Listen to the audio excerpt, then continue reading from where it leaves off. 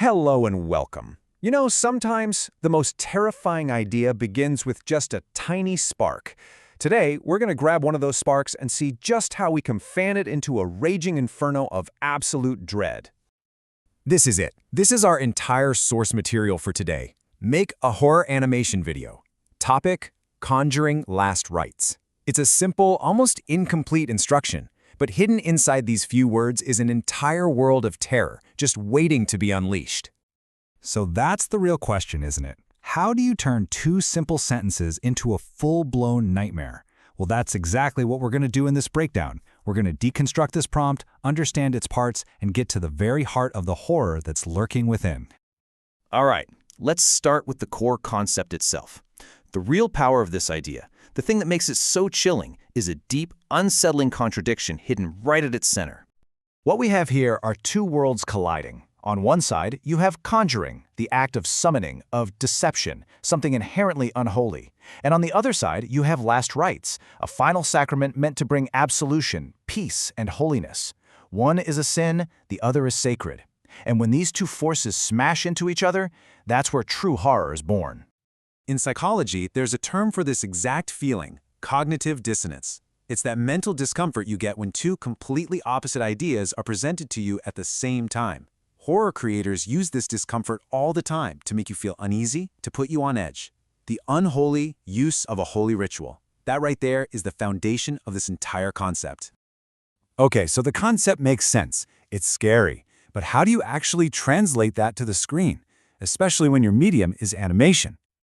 I want you to think about it for a second. What style of animation would be the most effective, the most terrifying, for telling this particular story? Let's explore a few possibilities. First up, stop motion. Think about those strange, jerky movements. It feels real, but at the same time, something is just deeply wrong with it. There's an unnatural feeling in every single frame that speaks directly to our primal fears. A second option is rotoscoping.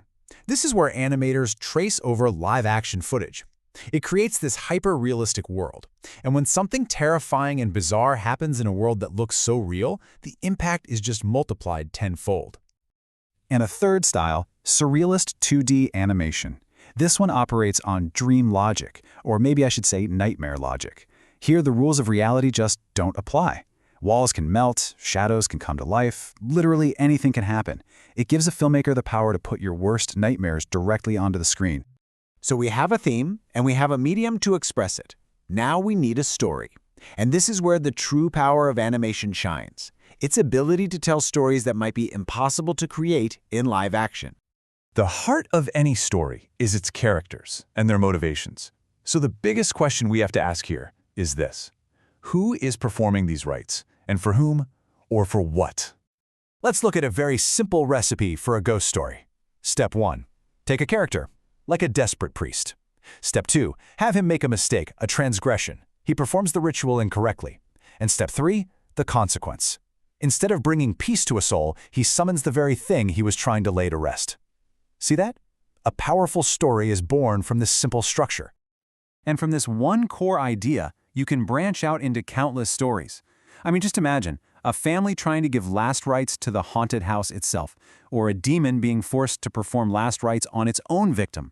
Or what if the entire ritual is a trap, designed to conjure the priest? The possibilities are absolutely endless. But to make these stories truly terrifying, we don't just have to rely on visuals. We can use language.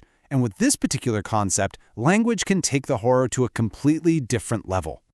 Now, pay close attention to a specific constraint of this project.